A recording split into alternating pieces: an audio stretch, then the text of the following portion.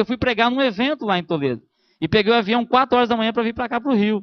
Ainda bem que o Iramis e a Maria me deram um lugar muito gostoso para dormir lá, descansei, só acordei com os fogos do Flamengo, porque não tinha como dormir com os fogos do Flamengo lá no meu ouvido. Mas graças a Deus eu consegui descansar. Mas é muita estrada, irmãos. Eu viajo às vezes 3 horas para chegar na minha casa. Eu saio de uma igreja domingo, 10 horas da noite, chego em casa 1 hora da manhã. Feliz, porque Deus nos colocou ali para fazer isso. E Deus vai nos honrar para a glória do nome dele. Participe disso.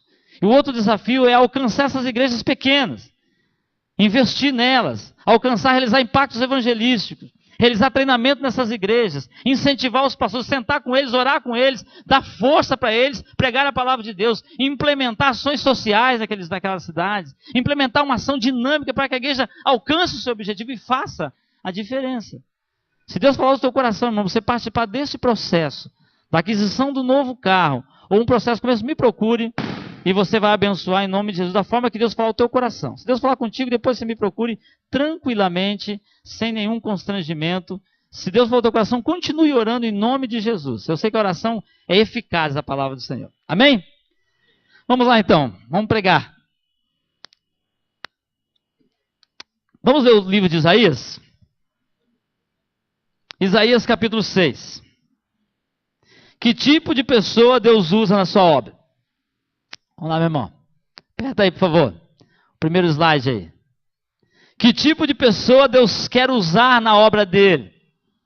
Eu quero dizer para você que essa pessoa é você. Eu e você. Olha o que a Bíblia nos diz aqui no livro de Isaías, por favor. Atente os seus olhos para esse texto, que é um texto muito conhecido, e que, por ser muito conhecido, tem 2 aspectos. O primeiro que nós já sabemos, o segundo nós já sabemos tanto que deixamos passar em branco.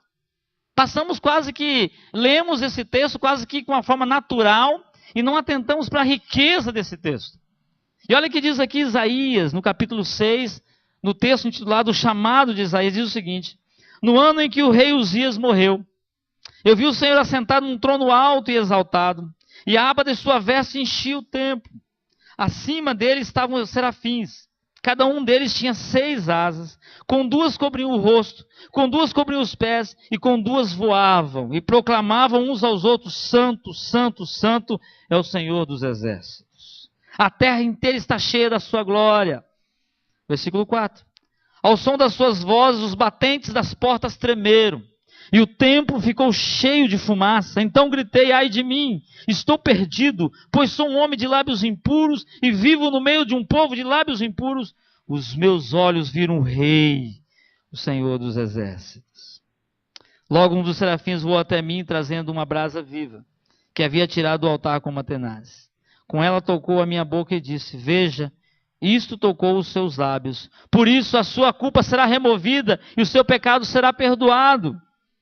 Então ouvi a voz do Senhor conclamando: quem enviarei? Quem irá por nós? E eu respondi: eis-me aqui, envia-me a mim. E a partir do versículo 9 ele disse: vá e diga para esse povo o seguinte. Vamos orar mais uma vez?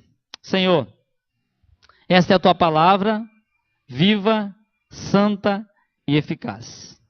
Fale ao nosso coração, que o teu servo seja simplesmente um instrumento nas tuas mãos. E que a tua palavra cale fundo a nossa alma, Senhor, para entendermos aquilo que vem de ti, para a glória do nome do Senhor. Amém. Isaías, quando está falando dessa realidade, por favor, meu irmão, ele está falando de um Senhor que pelo menos 2 aspectos são muito claros. O primeiro deles, de um Deus, que está ali a transliteração do nome de Deus, não é? A junção da palavra Adonai, o Adon, e o grego Kyrios, que é um título de Deus como dono de tudo que existe. Quando você está falando de um Deus que é dono de tudo, dono da vida dele, dono do ministério dele, dono da realidade, das circunstâncias, esse Deus todo-poderoso é que Isaías está falando. Não está falando de um homem qualquer, não está falando de um Deus qualquer, está falando de um Deus que é dono de todas as coisas. Por isso que ele fala: Santo, Santo, Santo é o Senhor dos exércitos. Mas também Isaías está falando de um Deus que é o eterno, o Deus insuperável, um Deus inimaginável, um Deus que não tem como mensurar, um Deus todo-poderoso. É desse Deus que Isaías está falando, é desse Senhor que ele teve, é com esse Senhor que ele teve uma intimidade, que ele teve uma experiência profunda. Muitas vezes nós não temos a consciência do que Deus é, e por não termos entendimento do que Deus é, nós banalizamos Deus. Nós não damos a atenção necessária, levamos uma vida que não é aquilo que Deus quer de nós, e queremos as bênçãos de Deus, mas não a forma que Deus quer agir em nós. Meio que queremos tabular Deus, colocar Deus dentro de um processo nosso, e Deus não age dessa maneira, porque Deus teve que restaurar primeiro Isaías para depois usar a vida dele. Essa é a grande verdade. O que Isaías fez para o Senhor? Primeiramente, ele pregou acerca do arrependimento. Isaías é um profeta pré-exílico. Ele anuncia a palavra de Deus, dizendo que o povo iria para o exílio se não estivesse na presença de Deus. E o povo foi para o exílio porque desobedeceu à vontade do Senhor. Mas também Isaías é um homem que condena a dureza do coração daquele povo. Mas fala isso com convicção e com firmeza. Aquele povo era infiel. E ele fala com convicção: vocês estão errados. Isso desagrada a Deus. Vocês vão para o cativeiro porque estão contra a vontade do Senhor.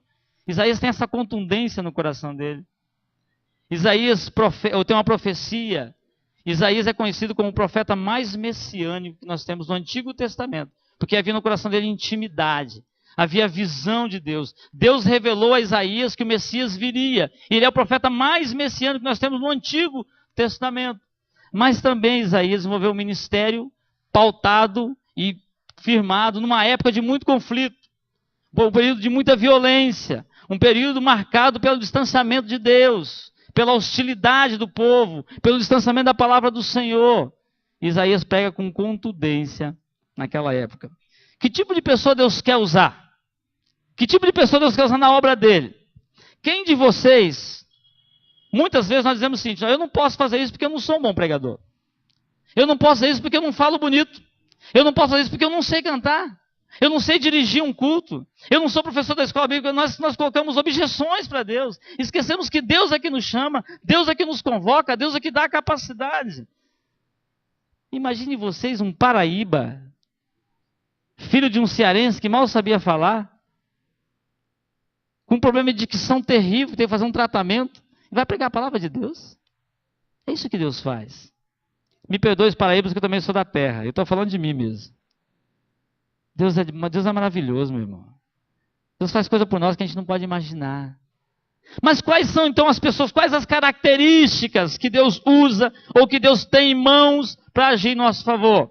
Ou quer nos usar? Primeiramente, Deus usa aqueles que reconhecem a grandeza dele e o poder dele. Olha o que diz lá no texto de Isaías, capítulo 6, versículo de 1 a 4. Vamos ler? No ano em que o rei Uzias morreu, eu vi o Senhor assentado num trono alto e exaltado, e a aba da sua veste enchia o templo.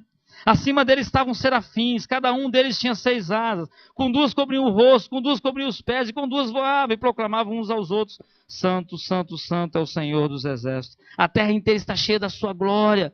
Ao som das suas vozes, os batentes das portas tremeram, e o templo ficou cheio de fumaça. Estou lendo a minha versão aqui. 2 coisas interessantes. Isaías dizendo o seguinte: eu vi o Senhor, o Deus Todo-Poderoso, o Deus grande, o Deus inigualável, o Senhor dos senhores. É esse Deus que eu quero servir.